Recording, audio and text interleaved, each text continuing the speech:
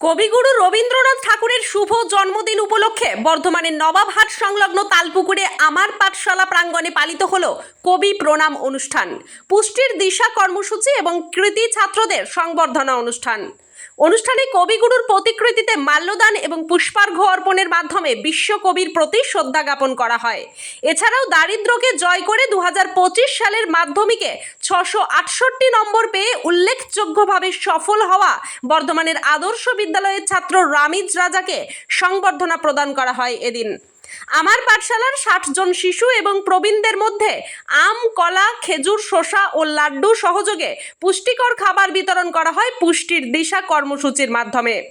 আমার পাঠশালার সম্পাদক সন্দীপ পাঠক বলেন, কবিগুরুর জন্মদিনে আমার পাঠশালার পক্ষ থেকে তাকে আমরা বিনম্র চিত্তে শ্রদ্ধা জানাই, নত মস্তকে প্রণাম জানাই এবং সেই সঙ্গে দারিদ্র্যকে জয় করে এবছরের মাধ্যমিক পরীক্ষায় উল্লেখযোগ্যভাবে সাফল্য অর্জনের জন্য রামিজ রাজাকে আন্তরিক শুভেচ্ছা জানাই, তার উজ্জ্বল ভবিষ্যতের জন্য শুভকামনা জানাই। অনুষ্ঠানে বিশেষ অতিথিদের মধ্যে উপস্থিত ছিলেন বিশিষ্ট বাচিক শিল্পী ও সঞ্চালক শ্যামাপ্রসাদ চৌধুরী এবং বিশিষ্ট কবি শেখ জাহাঙ্গীর। আজকে আমি তালপুকুরে আমার পাঠশালায় এসেছি। কেমন লাগছে এখানে এসে? এখানে এসে আমার খুবই ভালো লাগছে।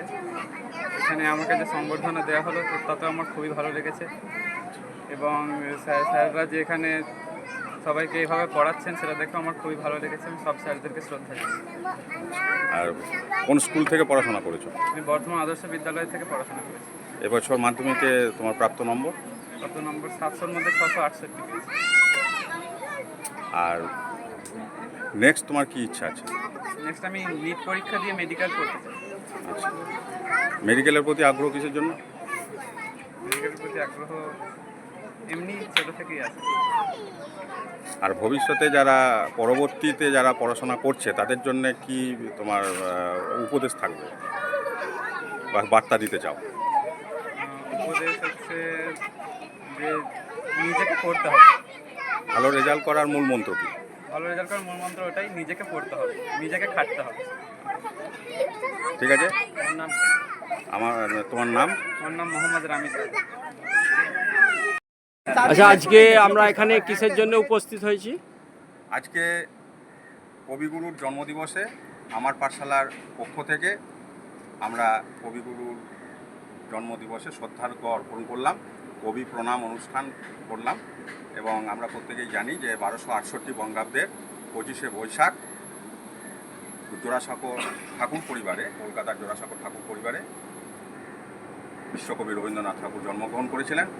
আজকের এই শুভ দিনে আমার পাঠশালার পক্ষ থেকে তার প্রতি শ্রদ্ধার্ঘ্য অর্পণ করা হলো এবং আমাদের মধ্যে উপস্থিত ছিলেন আমাদের উপদেষ্টা মণ্ডলীর সদস্য মাননীয় শ্যামাপ্রসাদ চৌধুরী মহাশয়, মাননীয় শেখ জাহাঙ্গীর মহাশয় এবং আজকের এই দিনে বর্ধমান আদর্শ বিদ্যালয়ের কৃতি ছাত্র রামিজ রাজাকে আপনারা প্রত্যেকে অবগত 2025 সালের মাধ্যমিক পরীক্ষায় কৃতিত্বের সঙ্গে অভাবকে জয় করে সে কৃতিত্ব অর্জন করেছে। আজকের দিনে আমরা তাকেও সম্মাননা প্রদর্শন করলাম। সেই সঙ্গে আমার পাঠশালার যে শিশু শিক্ষা কর্মসূচি চলে, সেই শিশুরা এবং বয়স্ক সাক্ষরতা কর্মসূচির সমস্ত সদস্যবৃন্দ এবং আমাদের যারা বয়স্ক সাক্ষরতাতে অংশগ্রহণ করে তারাও আজকে উপস্থিত ছিলেন। সকলের সম্মিলিত প্রয়াসে আজকের এই অনুষ্ঠানটি সাফল্যমণ্ডিত হলো। আমরা কবিগুরুর কবিতা অবলম্বনেই বলি, হে নূতন দেখা দিই কারবার, জন্মেরও প্রথম শুভক্ষণ। আচ্ছা, চরণতলে আজকে আমরা নতমস্তকে প্রণাম জানাই। আচ্ছা, তার সাথে সাথে আপনারা দেখলাম ফল বিতরণ করছেন, ওটা একটু সম্বন্ধে যদি একটু বলেন।